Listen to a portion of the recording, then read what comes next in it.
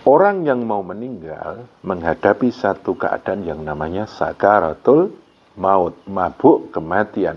Orang yang hidup itu menghadapi satu keadaan yang namanya sakaratul hayat, mabuk kehidupan.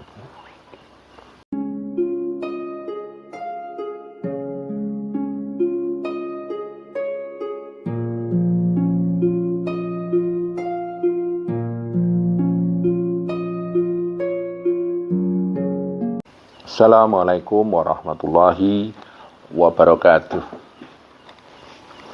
Saudara-saudaraku, ada beberapa pertanyaan yang hadir kepada saya melewati beberapa admin yang saya tunjuk. Pertanyaan-pertanyaan tersebut erat hubungannya dengan pemaknaan istilah-istilah di dalam ilmu tasawuf, di dalam dunia tarekah, di dalam majelis bertarekah. Pada kesempatan kali ini saya akan mencoba menjawab pertanyaan-pertanyaan tersebut walaupun dengan penjelasan yang sangat sederhana sesuai dengan apa yang saya pahami dan apa yang saya mengerti, dengan satu harapan agar supaya tidak terjadi satu kesalahpahaman dan akhirnya memunculkan satu kesalahan persepsi tentang dunia tarekah, tentang majelis-majelis tarekah. Adapun pertanyaan-pertanyaan tersebut, yang pertama berhubungan dengan istilah talqin zikir. Memang ketika seseorang memasuki satu majelis tarekah, mereka akan menapaki satu proses yang namanya talqin zikir. Dia ditalqin untuk melakukan zikir. Yang menjadi pertanyaan adalah, kok ditalqin? Kayak orang mau meninggal saja. Karena kita tahu ketika orang mau meninggal, kita itu diperintahkan untuk membisikkan lafaz syahadat atau lafaz tauhid di telinga seseorang yang mau meninggal. Entah itu dengan lafaz la ilaha illallah atau Allah, Allah, Allah, dengan tujuan agar orang yang mau meninggal tersebut di akhir hayatnya dia tutup dengan satu kalimat la ilaha illallah atau lafaz Allah.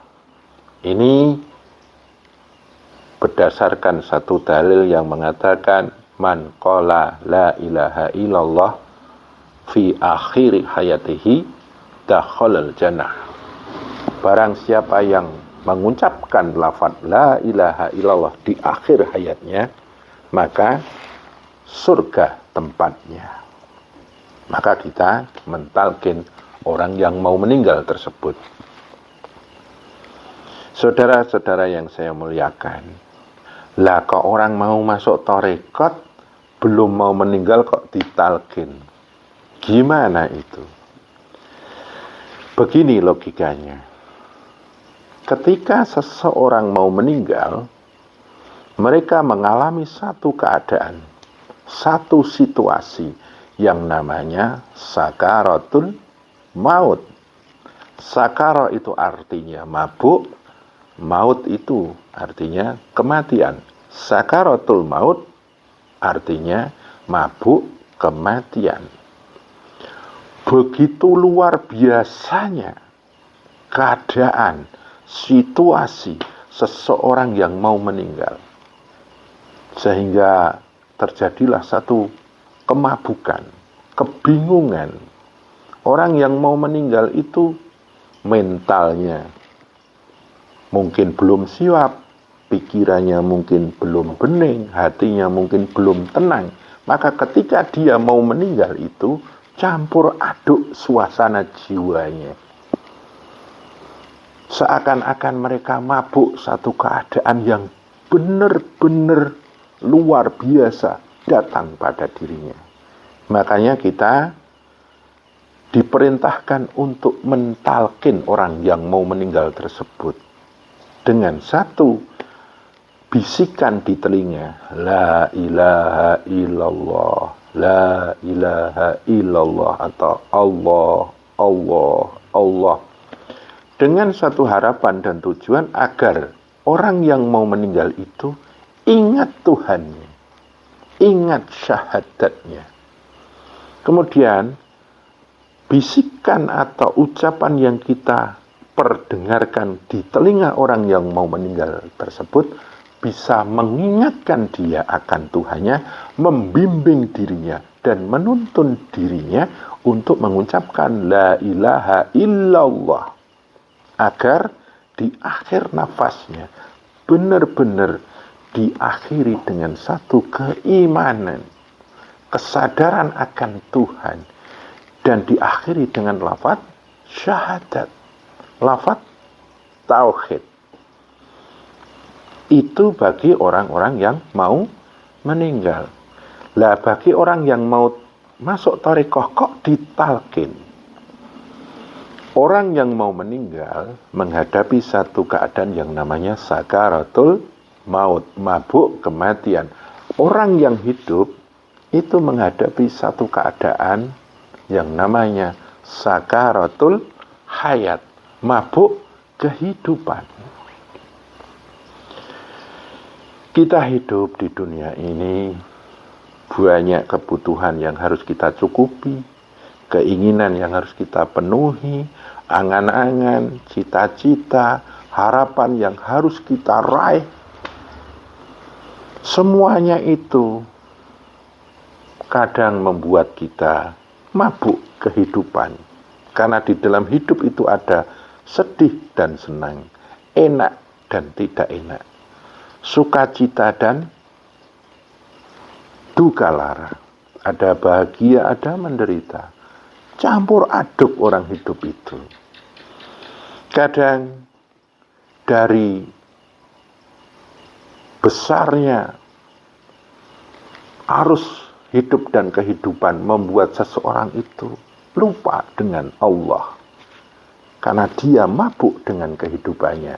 Itulah yang namanya dengan sebutan sakaratul hayat, mabuk hidup dan kehidupan. Mereka kadang bingung dengan hidup dan kehidupannya yang penuh misteri ini. Makanya ketika dia masuk di dalam majelis thariqah, dia dibimbing, ditalkin oleh seorang guru mursyid dengan satu bimbingan mengucapkan la ilaha illallah. Agar apa? Agar mengingatkan seseorang yang masuk di dalam majelis thariqah tersebut bahwa dia punya Tuhan. Kemudian dituntunlah seseorang tersebut yang masuk ke majelis thariqah untuk selalu ingat dengan Allah, sadar Allah, menyambungkan rasanya kepada Allah, menyambungkan jiwanya, pribadinya, baik zahir maupun batin, cipta, rasa, dan karsanya, nyambung kepada Allah dengan segala peresapan, penjiwaan, dan penghayatan. Jadi, talqin bagi orang yang mau meninggal karena dia mengalami sakaratul maut. Orang yang hidup ditalqin karena dia mengalami sakaratul hayat. Orang meninggal mabuk kematian, orang hidup mabuk kehidupan. Maka di situ ada yang namanya talqin. Tujuannya adalah untuk menuntun seseorang tersebut yang berazam atau meniatkan dirinya untuk berjalan mendekatkan diri kepada Allah, ditalqin agar dia lepas dari mabuk kehidupan, khususnya mabuk dunia. Adapun talqin di dalam dunia tarekat ini lebih kompleks dibanding talqin ketika orang mau meninggal. Di sana ada beberapa tata cara zikir, entah itu zikir raga wadak, raga latif, zikir hati, zikir cipta, zikir rasa, zikir rahsa, zikir latifah, zikir ruh, zikir cahaya, zikir dat, dan lain sebagainya.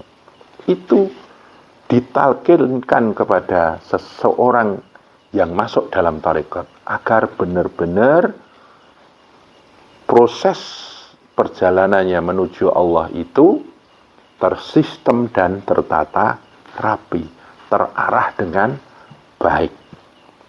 Adapun orang yang layak mentalkin seseorang itu adalah orang-orang yang sudah benar-benar dipercayai dan diangkat menjadi guru mursyid. Dan syaratnya dia muktabaroh. Sanadnya harus nyambung kepada Nabiullah Muhammad Sallallahu Alaihi Wasallam. Jadi talqin di sini bukan kok menganggap seorang siswa yang masuk dalam majelis tarekat itu mau mati. Enggak. Mau meninggal. Enggak. Itu ditalqin agar dia dari posisi sakaratul hayatnya dia sadar kembali dengan Allah. Sehingga dia bisa merasakan, menjiwai, menghayati akan adanya Allah. Dan dia dituntun untuk menuju taqarruban kepada Allah Subhanahu wa ta'ala. Begitu, saudaraku. Kemudian pertanyaan yang selanjutnya adalah yang namanya baiat. Walaupun saya pernah menjelaskan tentang makna baiat ini beberapa kali, akan tetapi masih ada yang berpersepsi bahwa baiat itu adalah hal yang menakutkan. Karena ada satu pertanyaan, masuk tarekat kok dibaiat? Baiat kan artinya disumpah dan dijanji. Kita itu nggak sembarangan kalau urusan sumpah dan janji. Ada lagi satu persepsi, jangan-jangan sumpah dan janji itu ada satu misi subjektif dari seorang guru terhadap muridnya. Nah nanti kalau kita melanggar sumpah dan janji itu gimana? Kita bisa celaka, kita bisa berdosa, atau akan ada satu madharat pada diri kita. Enggak sembarangan sumpah dan janji itu. Akhirnya seseorang itu takut masuk tarekat karena memaknai baiat itu adalah sumpah dan janji.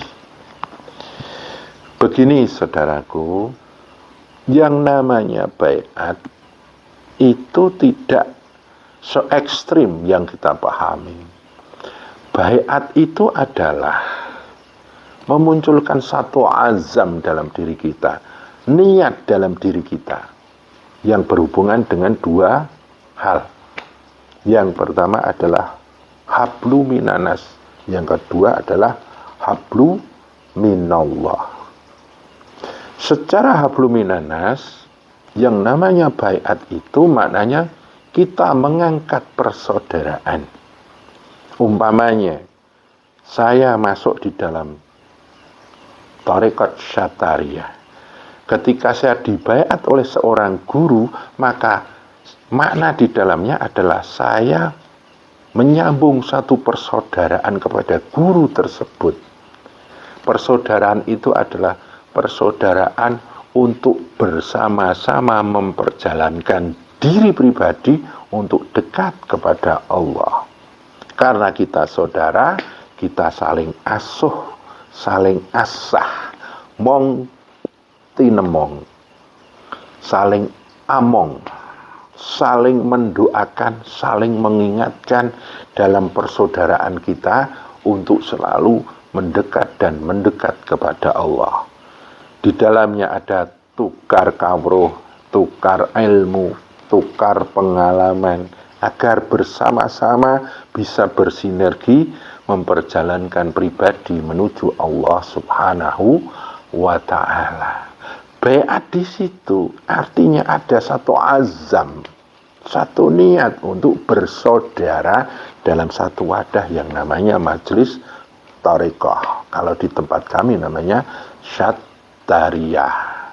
Jadi kalau panjenengan umpamanya berbaiat dengan saya, karena kebetulan saya diangkat jadi mursyid di Jogja, sampean itu ketika berbaiat dengan saya mengazamkan bersaudara kepada panjenengan, jenengan bersaudara dengan saya, untuk kita bersama-sama saling mendoakan, saling mengingatkan, tukar wawasan, tukar ilmu, tukar pengalaman, untuk bersama-sama menuju Allah Subhanahu wa Ta'ala. Tidak ada sumpah. Kalau itu dilanggar jadi madharat. Tidak ada sumpah itu. Ya, yang kedua adalah berhubungan dengan hablu minallah. Yang namanya baiat itu maknanya adalah kita bersama-sama berniat, berazam untuk setia kepada Allah.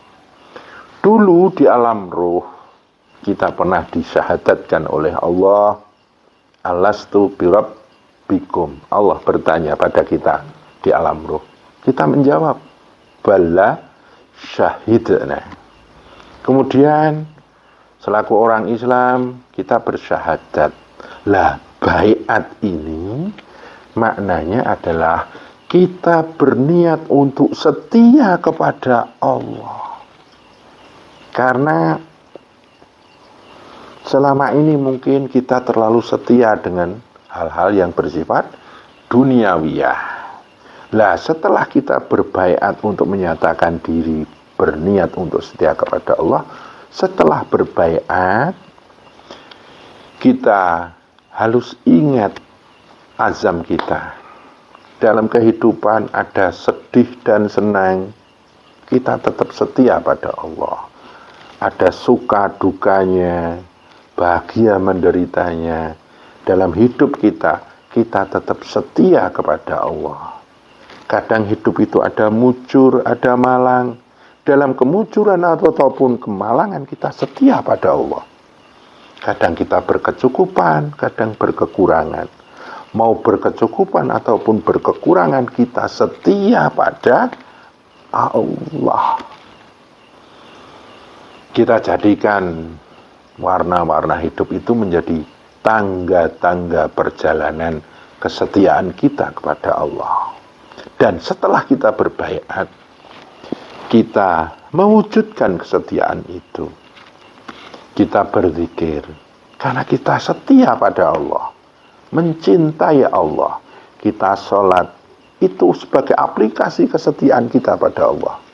Kita berpuasa, berzakat, umrah, haji, bersedekah, dan berbudi pekerti itu sebagai aplikasi penggambaran atau menyatakan kesetiaan kita kepada Allah.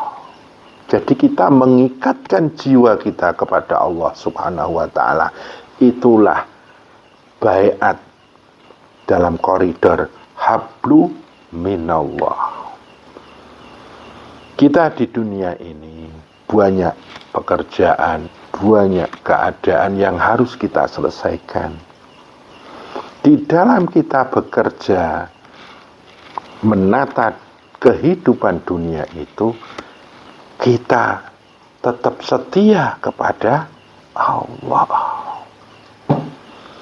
Jadi gitu, saudaraku, yang namanya baiat adalah menyatakan diri kita setia pada Allah. Dan di dalam kehidupan selanjutnya, kita jadikan umur demi umur yang kita lalui ini menjadi satu jalan kesetiaan. Jalan menuju dekat kepada Allah Subhanahu wa Ta'ala. Begitu saudaraku, semoga penjelasan saya yang sangat sederhana ini bisa bermanfaat, bilkhusus pada pribadi saya dan panjenengan secara umumnya. Kurang lebihnya mohon maaf. Assalamualaikum warahmatullahi wabarakatuh.